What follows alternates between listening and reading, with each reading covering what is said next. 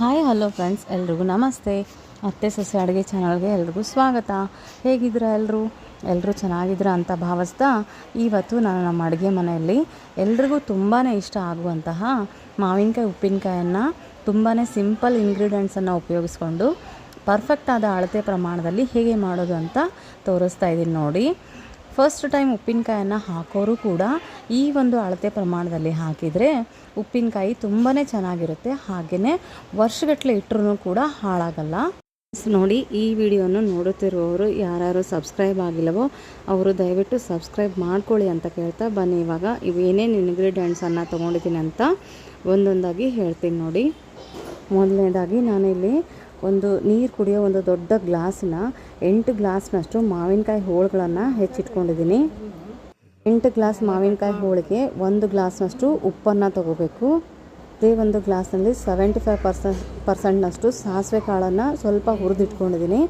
ಅಂದರೆ 1 ಗ್ಲಾಸ್ಗಿಂತ ಸ್ವಲ್ಪ ಕಡಿಮೆ. ಒಂದು ಗ್ಲಾಸ್ನಲ್ಲಿ 1 ಗ್ಲಾಸ್ನಷ್ಟು ಅಚ್ಚ ಖಾರದ ಪುಡಿಯನ್ನು ತಗೋಬೇಕು. ನಂತರ 1 ಬೌಲ್ನಷ್ಟು ಬೆಳ್ಳುಳ್ಳಿಯನ್ನು ಸುಲಿದಿಟ್ಕೊಂಡಿದ್ದೀನಿ. ನಂತರ 1 ಟೀ ಕಪ್ನಷ್ಟು ಮೆಂತೆಕಾಳನ್ನು ತೊಗೊಂಡ್ಬಿಟ್ಟು ಅದನ್ನು ಕೂಡ ಹುರಿದಿಟ್ಕೋಬೇಕು.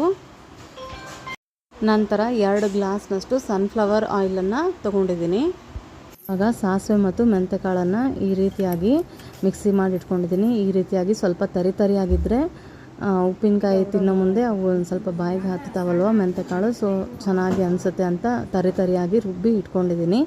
ಇವಾಗ ನಾವು ಈ ಪೌಡ್ರನ್ನು ಹೆಚ್ಚಿಟ್ಕೊಂಡಿರ್ತೀವಲ್ವ ಮಾವಿನಕಾಯಿ ಹೋಳು, ಅದಕ್ಕೆ ಸ್ವಲ್ಪನೇ ಪ್ರಮಾಣದಲ್ಲಿ ಹಾಕ್ಕೊಳ್ತಾ ನಾವು ಚೆನ್ನಾಗಿ ಹೊಂದ್ಗೂಡೋ ಥರ ಕಲಿಸ್ಕೊಳ್ತಾ ಇದ್ದೀನಿ. ಇವಾಗ ನೋಡಿ ಫ್ರೆಂಡ್ಸ್, ಇಲ್ಲಿ ನಾನು ಮೆಂತೆಕಾಳನ್ನು 1 ಟೀ ಕುಡಿಯೋ ಕಪ್ಪಿನಷ್ಟು ಮಾತ್ರ ತೊಗೊಂಡಿದ್ದೀನಿ. ಯಾಕಂದರೆ ಅದಕ್ಕಿಂತ ಜಾಸ್ತಿ ಪ್ರಮಾಣದಲ್ಲಿ ನಾವು ತೊಗೊಂಡ್ರೆ ಸ್ವಲ್ಪ ಉಪ್ಪಿನಕಾಯಿ ಏನಿರುತ್ತಲ್ವ ಅದು ಕಹಿ ಆಗಿಬಿಡುತ್ತೆ. ಅದಕ್ಕೋಸ್ಕರ ನಾವು ಸ್ವಲ್ಪ ಪ್ರಮಾಣದಲ್ಲಿ ಮಾತ್ರ ತೊಗೊಂಡಿದ್ದೀನಿ.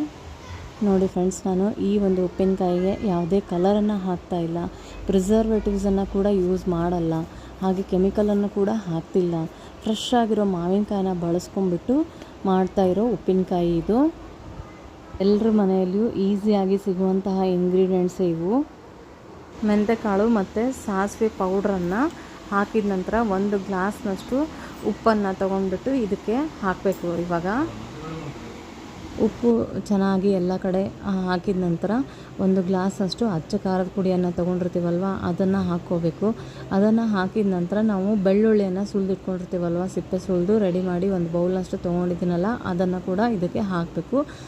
ಹಾಗೆ ಉಪ್ಪು, ಖಾರ ಮತ್ತು ಬೆಳ್ಳುಳ್ಳಿ, ಮೆಂತೆ ಮತ್ತು ಸಾಸಿವೆ ಕಾಳಿನ ಪುಡಿ ಇದೆಲ್ಲವನ್ನು ಹಾಕಿದ ನಂತರ ನಾವು 2 ಗ್ಲಾಸ್ನಷ್ಟು ಎಣ್ಣೆಯನ್ನು ಹಾಕ್ಕೊಂಡ್ಬಿಟ್ಟು ಚೆನ್ನಾಗಿ ಎಲ್ಲನೂ ಹೊಂದ್ಗೂಡಬೇಕು ಫ್ರೆಂಡ್ಸ್. ಇದು ಮಾವಿನಕಾಯಿ ಹೋಳುಗಳ ಜೊತೆಗೆ ಎಲ್ಲ ನಾವೇನು ಮಸಾಲೆಯನ್ನು ಹಾಕ್ಕೊಂಡಿರ್ತೀವಲ್ಲ ಅದೆಲ್ಲನೂ ಚೆನ್ನಾಗಿ ಹೊಂದ್ಗೂಡೋ ಥರ ನಾವು ಕಲಿಸ್ಬೇಕಾಗತ್ತೆ. ನಾವು ಇದನ್ನೆಲ್ಲ ಹಾಕ್ಕೊಂಡ್ಬಿಟ್ಟು ಕಲಿಸೋ ಹೊತ್ತಿಗೆ ಕೈಯಲ್ಲೇ ನಾವು ಕಲಿಸೋದಕ್ಕಿಂತ ನಾವು ಒಂದು ಸ್ಪೂನಿನ ಸಹಾಯದಿಂದ ಕಲಿಸಿದರೆ ಚೆನ್ನಾಗಿರುತ್ತೆ. ಯಾಕಂದರೆ ಇದು ಮಾವಿನಕಾಯನ್ನು ನಾವು ವರ್ಷಗಟ್ಟಲೆ ಇಡೋದ್ರಿಂದ ಆದಷ್ಟು ನಾವು ಸ್ಪೂನಲ್ಲೇ ಕಲಿಸಿದ್ರೇ ಚೆನ್ನಾಗಿ ಅನಿಸುತ್ತೆ ಇದು. ನೋಡಿ ಫ್ರೆಂಡ್ಸ್, ನಾನಿಲ್ಲಿ ಹಸಿ ಎಣ್ಣೆಯನ್ನು ಹಾಕ್ತಾಯಿದ್ದೀನಿ. ಕೆಲವೊಬ್ಬರು ಏನು ಮಾಡ್ತಾರೆ ಅಂತಂದರೆ ಎಣ್ಣೆಯನ್ನು ಕಾಯಿಸಿ ಆರಿಸ್ಬಿಟ್ಟು ಉಪ್ಪಿನಕಾಯಿಗೆ ಹಾಕ್ತಾರೆ. ಸೊ ಆ ರೀತಿ ಆದರೂ ಹಾಕ್ಕೋಬೋದು ನಾವು ಎಣ್ಣೆನ, ಅಥವಾ ಹಸಿ ಎಣ್ಣೆನ ಹಾಕಿದರೂ ಕೂಡ ತುಂಬಾ ಟೇಸ್ಟಿಯಾಗಿರುತ್ತೆ. ಹಾಗೆ ಉಪ್ಪಿನಕಾಯಿ ಕೂಡ ಹಾಳಾಗೋದಿಲ್ಲ. ಫ್ರೆಂಡ್ಸ್, ನಾವು ಮಾವಿನಕಾಯಿ ಹೋಳನ್ನು ಹೆಚ್ಚಬೇಕಾದ್ರೆ ಗೊಟ್ಟದ ಸಮೇತವಾಗಿ ಹೋಳುಗಳನ್ನು ಕಟ್ ಮಾಡಿಕೊಂಡ್ರೆ ನೋಡಿ ಈ ರೀತಿಯಾಗಿ ನಾವು ಕಟ್ ಮಾಡಿಕೊಂಡ್ರೆ ಅದು ಏನಾಗುತ್ತೆ, ಸ್ವಲ್ಪ ಮಾವಿನಕಾಯಿ ಹೋಗ್ತಾ ಕ್ರಂಚಿಯಾಗೇ ಇರುತ್ತೆ, ಬೇಗ ಮೆತ್ತಗಾಗೋದಿಲ್ಲ. ಆ ರೀತಿ ನಾವು ಗೊಟ್ಟದ ಸಮೇತವಾಗಿಯೇ ನಾವು ಕಟ್ ಮಾಡ್ಕೊಂಡು ಇಟ್ಕೊಂಡ್ರೆ ಚೆನ್ನಾಗಿರುತ್ತೆ. ಉಪ್ಪಿನಕಾಯಿ ಮಾವಿನಕಾಯನ್ನು ಚೆನ್ನಾಗಿ ಕಲಿಸ್ಬೇಕಾದ್ರೆ ನಮಗೇನು ಅನ್ನಿಸ್ಬೋದು, ಮೋಸ್ಟ್ಲಿ ಮಸಾಲೆ ಕಡಿಮೆ ಆಗಿರ್ಬೋದು ಅಥವಾ ಎಣ್ಣೆ ಕಡಿಮೆ ಆಗಿರ್ಬೋದು ಅಂತ ಅನ್ನಿಸ್ಬೋದು. ಆದರೆ ಇದರಲ್ಲಿ ಉಪ್ಪನ್ನು ಹಾಕಿರೋದ್ರಿಂದ ಅದು ನೀರು ಬಿಡಲಿಕ್ಕೆ ಸ್ಟಾರ್ಟ್ ಮಾಡುತ್ತೆ. ಇದರಿಂದ ದಿನಕ್ಕೆ ಏನಾಗುತ್ತೆ, ಮಾವಿನಕಾಯಿ ಉಪ್ಪಿನಕಾಯಿ ರಸಭರಿತವಾಗುತ್ತೆ. ಆದಷ್ಟು ಮಾವಿನಕಾಯನ್ನು ತಂದು ದಿನವೇ ಉಪ್ಪಿನಕಾಯಿ ಹಾಕಬೇಕು. ಯಾಕಂದರೆ ಮಾವಿನಕಾಯಿ ಫ್ರೆಶ್ ಆಗಿರಬೇಕು. ಅದು ಬಾಡಿ ಹೋದ್ಮೇಲೆ ಅಥವಾ ತಂದು ತುಂಬ ದಿನ ಆದಮೇಲೆ ನೀವು ಉಪ್ಪಿನಕಾಯನ್ನು ಹಾಕೋಕ್ಕೆ ಹೋಗಬೇಡಿ. ಯಾಕಂದರೆ ಉಪ್ಪಿನಕಾಯಿ ಹಾಳಾಗಿ ಹೋಗ್ಬಿಡುತ್ತೆ. ಅದಕ್ಕೋಸ್ಕರ ಇವಾಗ ಎಲ್ಲ ಸಾಮಾನುಗಳನ್ನ ಹಾಕಿದ ನಂತರ ಎಲ್ಲ ಮಿಕ್ಸಪ್ ಆದಮೇಲೆ ಎಲ್ಲ ನೀವು ಉಪ್ಪಿನಕಾಯನ್ನು ಏನು ಮಾಡ್ಬೋದು, ಒಂದು ಗಾಜಿನ ಡಬ್ಬದಲ್ಲಾದರೂ ಹಾಕ್ಕೊಳ್ಳಿ ಅಥವಾ ಪಿಂಗಾಣಿ ಭರಣಿಯಲ್ಲಾದರೂ ಕೂಡ ಹಾಕ್ಕೊಳ್ಬೋದು. ಉಪ್ಪಿನಕಾಯಿ ಹಾಕಿದ ನಂತರ 3 ದಿನಕ್ಕೊಮ್ಮೆ ಆಗಲಿ ಅಥವಾ 4 ದಿನಕ್ಕೊಮ್ಮೆ ಆಗಲಿ ಅದನ್ನು ಓಪನ್ ಮಾಡಿಕೊಂಡು ಚೆನ್ನಾಗಿ ಮಿಕ್ಸ್ ಮಾಡಿ, ಮತ್ತು ಅದೇ ರೀತಿ ಗಾಳಿ ಹೋಗದೇ ಇರೋ ರೀತಿ ಏರ್ಟೈಟ್ ಕಂಟೈನರ್ನಲ್ಲಿ ನಾವು ಹಾಕಿಡಬೇಕು.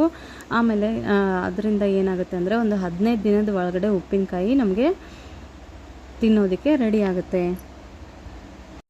ಸರಿ ಫ್ರೆಂಡ್ಸ್, ಈ ಒಂದು ಮಾವಿನಕಾಯಿ ಉಪ್ಪಿನಕಾಯಿ ನಿಮಗೆ ರೆಸಿಪಿ ನಿಮಗೆ ಇಷ್ಟ ಆಗಿದ್ದಲ್ಲಿ ಪ್ಲೀಸ್ ಲೈಕ್ ಮಾಡಿ, ಶೇರ್ ಮಾಡಿ ಹಾಗೂ ಸಬ್ಸ್ಕ್ರೈಬ್ ಮಾಡಿ ಅಂತ ಕೇಳ್ತಾ, ಮತ್ತೆ ನಾನು ನಿಮಗೆ ನೆಕ್ಸ್ಟ್ ರೆಸಿಪಿಯೊಂದಿಗೆ ಮೀಟ್ ಆಗ್ತೀನಿ. ಅಲ್ಲಿ ತನಕ take care, bye, have a nice day.